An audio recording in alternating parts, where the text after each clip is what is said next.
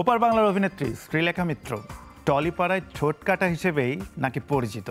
স্পষ্টবাদী, যখন যা মনে আসে তাই বলে দেন। বিতর্ক তার পিছু ছাড়ে না, আবার বিতর্কে কখনো কানও দেননি তিনি। হালকা একটা প্রেম নিয়ে নাকি বেঁচে ফিরেছেন অভিনেত্রী।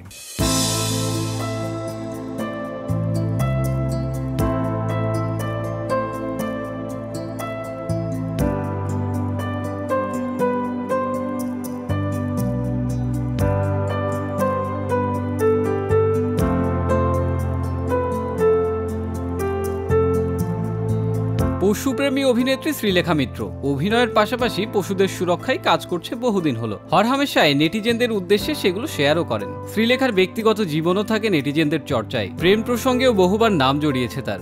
এবার সোশ্যাল মিডিয়ায় নিজের প্রেম ভাঙার খবর নিজেই জানিয়ে দিলেন শ্রীলেখা মিত্র। 11 নভেম্বর সোশ্যাল মিডিয়ায় তিনি লেখেন, একটা হালকা প্রেম হতে গিয়েও শেষমেশ বেঁচে গিয়েছি, রক্ষে করো রঘুবীর। পরবর্তীতে ভারতীয় গণমাধ্যমকে শ্রীলেখা জানান, একটা প্রেম এসেছিল ঠিকই, পরিচিতদের মধ্যে কেউ নন। হঠাৎই উড়ে এসে জুড়ে বসার মতো করে প্রেম এসেছিল।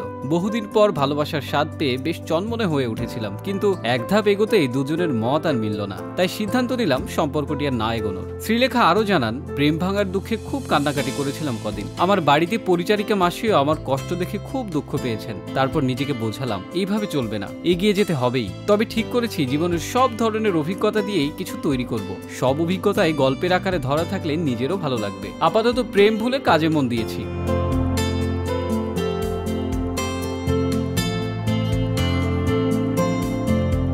শ্রীলেখার ফেসবুকে এক বন্ধুর মন্তব্য, কুনাল। শ্রীলেখার জবাব, ওরে বাবা। আরেকজন বন্ধু মন্তব্য করেছেন, তাহলে সত্যি তুমি এখন প্রেমে নেই? এই প্রশ্নে শ্রীলেখার উত্তর, না, স্বপ্ন ছানাদের প্রতি। তবে কি শ্রীলেখা এখন সিঙ্গেল আছেন?